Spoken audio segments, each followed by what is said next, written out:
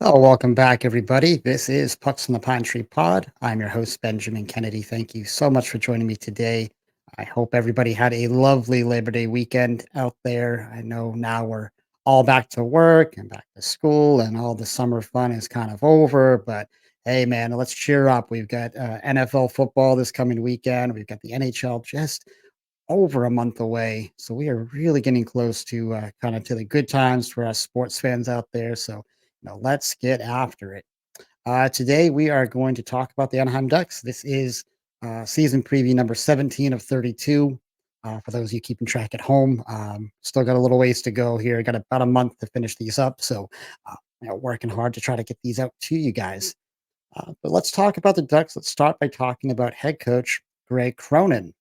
First year as a head coach at the NHL level, had a record of 27-50-5 last season, a 360 winning percentage. So obviously not a great year. We know this roster is not kind of in a win now mode. So a lot of things to improve upon. We'll get into some of those details here in a little bit. But Greg has some very big New England ties, very big Maine ties. A lot of people may not remember, but Cronin did play collegiately at Colby College, just up the road here in Waterville, and I was an assistant there before becoming an assistant coach at the University of Maine. Spent a couple of years there, a few years out at Colorado College before returning back to Orono with the Black Bears, serving as an assistant under Sean Walsh. And you may remember that Walsh was suspended during parts of the 95-96 and 96-97 seasons. So Greg Cronin did step in as the head coach during that time. Long career as an NHL head coach, a lot of experience as an AHL or an NHL assistant coach, I should say, and an AHL head coach as well. So been in the game a long time, tons of experience. Really, guys, a super easy coach to cheer for. I'm just hoping that he can stick around there in Anaheim long enough to experience some winning and experience some maybe some playoff success down the road. Maybe not this year, but as we move forward. So definitely cheering for him. Salary cap wise, yeah, they've got all the dollars. They got all the money. 21.72 million under the salary cap. So they've got a long runway of things they can do. As you get to the trading deadline, as you look at next off season, we'll talk a little bit more about that as we go further. Um, First round this year, they did have two draft picks. They at number three, they took Beckett Sennecke. Uh, Interesting pick. Some people thought maybe he went a little bit higher than expected, but he was a player where his stock really rose throughout last season during his play at the OHL. He played in 63 games at the OHL level, had 27 goals, 41 assists for 68 points, so over a point per game. And even he was surprised. Go back and watch the video of when they select him. He has this look on his face, this OMG look, like couldn't believe he went number three. Really kind of a fun moment. Go check that out on YouTube. That was a lot of fun to see. They also had the 23rd overall pick where they took defenseman, I think his name is Stan or Stian Solberg. And I apologize if I'm mispronouncing that name. Young defenseman out of Norway. So be curious to see how he develops in that system. This is just a team loaded with young talent and a lot of prospects. As we just mentioned with Cronin's record, of course, last season, the team was 27-50-5, 59 points, seventh in the Pacific. I missed the playoffs yet again. It was a really interesting start for this team. They started first 15 games, they were 9-6-0. They had wins over Carolina. They had an overtime win against Boston, beat Vegas. Actually, I think they beat Vegas like three times last year, which is kind of funny. But they were actually kind of being talked about as well. Maybe this is a team that can kind of stick around the wild card conversation. But then November 15th hits. And from November 15th to December 15th, they go 1-13. Boom, season over before Christmas break. Um, just, a team that kind of has to figure out how to get out of those dips and not allow those dips to continue on. But yeah, just an awful run during those few weeks, and it really knocked them well out of any sort of playoff picture, playoff conversation. Their last playoff appearance, you have to go all the way back to 2017, 2018, where they did face the Sharks in the first round, got swept in that first round. So it's been a little while, kind of waiting for this team to rebuild, and hopefully some of these young players and young prospects can start to really hit for them. But I took a dive since their last playoff time there in 2017, 2018, looking at their points and kind of where they stood in the standings over those years. You go back to 18, 19, they had 80 points. They were in sixth place. 19, 20, 67 points. They were in sixth place. 2021, which was shortened season, 56 games, only 43 points. That was good for eighth place. 21, 22, 76 points for seventh. 22, 23, 58 points for eighth. And of course, we just talked about this past season, finishing seventh with 59 points. So they've been either seventh or eighth since the 2020, 2021 season. Like Bluey says, down here, let's get out of the basement, guys. Let's figure that out. Um, they're due.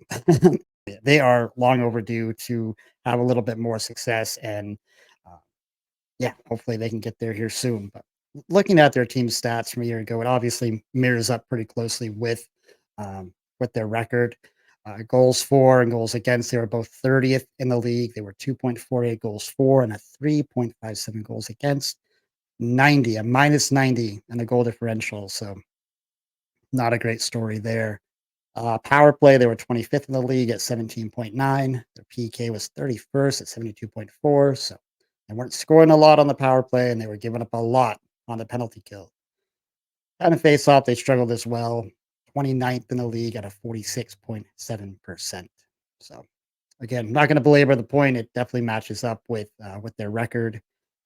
Course skaters, they have one of my former favorites from Boston, Frank Vetrano.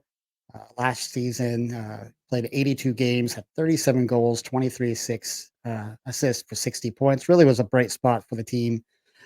I continue to think that he may be a trade target come the trade deadline. I was really hoping Boston might try to make a push to get him. You want to fix your second line wing spot in Boston. Frankie V might be the guy to do it.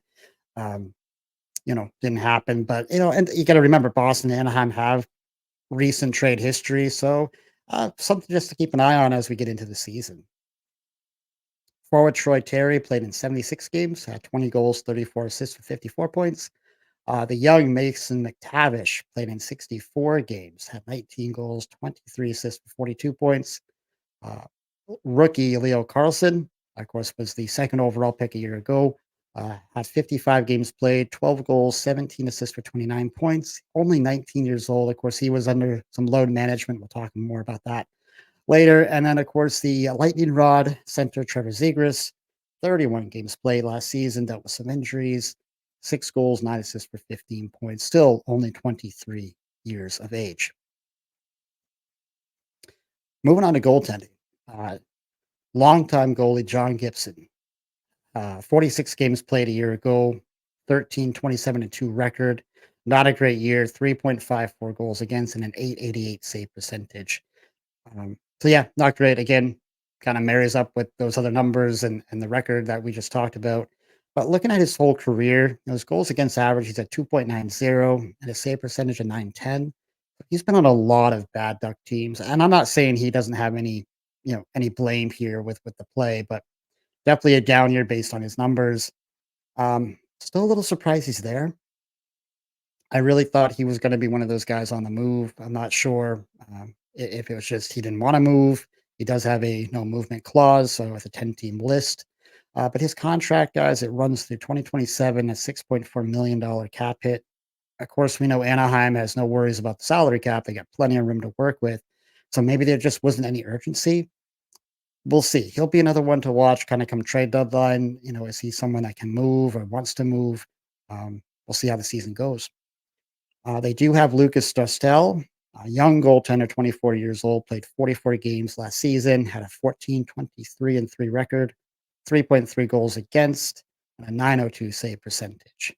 They also have a young player in the minors, another goalie, I think his name is Kalle Clegg, 2020 third round draft pick. He's 22 years old. Will be an RFA next season. 32 games in the AHL last season. They did play 2 games, I believe, in Tulsa in the East Coast Hockey League last year. So Again, when you think about that goalie carousel, if Clag can pick up his game and show something at the American level, Dostel is definitely the go forward future in net.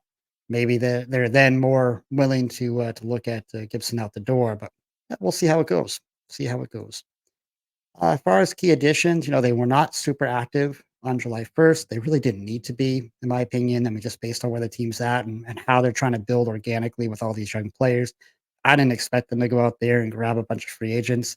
Um, I think maybe they did try. They probably had some conversations, um, but just things didn't really go their way. They did make a couple of trades though, picking up Biddeford, Maine native Brian Dumoulin from Seattle defenseman, of course, a longtime Pittsburgh Penguin. Um, Now moving on to Anaheim, and then a trade with Detroit for forward Robbie Fabry, who should be a decent veteran guy, has a little scoring touch to his game. So I'd be curious to see how that works out. Not many departures either, not many significant departures anyway. But Max Jones does come on over here to Boston. I'll be battling for a fourth line role here with the Bruins. So uh, kind of a little look at their off season. Again, not a lot of movement. I think it's probably a good place to play, a good place to live, obviously Anaheim, but you get some of these big time veterans, they look at that team, not really close to winning, other offers on the table to go to other cities where maybe they're closer to the cup. So I can kind of understand that. Coming into this season, guys, Coach Cronin, it's got to be all about him putting that process and progress, together for this team. Let's focus on process. Let's focus on progress. Now in his second season, he does have those relationships built with the players, and they should have a solid understanding of the expectations being set. Finding that consistency night in and night out, learning how to be a hard team to play against, understanding how to bring that same energy even during losing streaks, building better habits, all these sorts of things are really going to be needed for that process. Teams often need to take these steps before learning how to win, and I do think that's where the Ducks are today. Get that process down, then progress towards winning.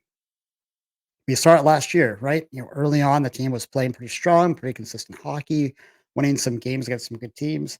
But when they hit the skids in mid November, they just couldn't figure out how to dig themselves out of it. Now they've got that experience from a year ago. Can the team apply those learning lessons moving forward? Are they going to need to stay? They're going to have to, I guess I should say, if they want to have any chance of staying in the playoff picture. They're just going to have to figure that out. Because guess what? Losing streaks happen. It just does. And you have to be able to battle through that and still play some consistent hockey and grab an overtime loss point here and there to keep yourself going. The progression of the young forwards will clearly be a story this year. Carlson was on a load management schedule a year ago. Really curious to see how the team manages him this year. Um, it would be good to see him take another step and have a little more ice time out there. And of course, McTavish now entering his third full season. He should continue to grow his game. Can he elevate to a 30-goal guy this year? I do think he has that in him. I think if he plays close to 82 games, he may just hit 30, may even beyond that. He's got a lot of talent. And, what should we expect to see out of Cutter Gauthier? Former BC Eagle, just got in the one game last season after finishing up his college career. Had 41 games, though, at BC, 38 goals, 27 assists with 65 points. So just a monster season out of him there at Chestnut Hill. He was a number 5 overall pick back in 2022 for Philadelphia. Of course, we all know the story about his trade request out of Philly and moved on to Anaheim. But he'll definitely be worth watching, to see how that game translates to the NHL level. I'm really curious to see that. Goaltending is gonna be another story to keep an eye on this year. Now, again, like I said earlier, I was a little bit surprised that Gibson was not traded out of town, that trade didn't materialize for the team. He does have the modified no trade, as we know. Was it that? Was it just a lack of interest from other teams? Or did Anaheim just lose out on that goalie trade carousel? Markstrom goes to New Jersey. Allmark goes to Ottawa. Maybe they just kind of missed, on those teams that may have been in on John Gibson. I don't know. But they're still, is going to be the long term guy in net. And of course, as I just mentioned, if Clyde can take a step in the AHL, maybe there's more room to move here for Gibson and for that goalie situation there in Anaheim. Seeing where this team is coming in January is really going to be curious. Where are they sitting in January? They have tons of money under the cap. So they can play banker if they want to for teams with bad contracts and want to get out of them and gain that draft capital back. And they also are going to have a handful of potentially attractive players for teams coming up to that trade deadline. Guys like Vetrano, Killorn, maybe a Dumoulin, maybe a Gudis defenseman.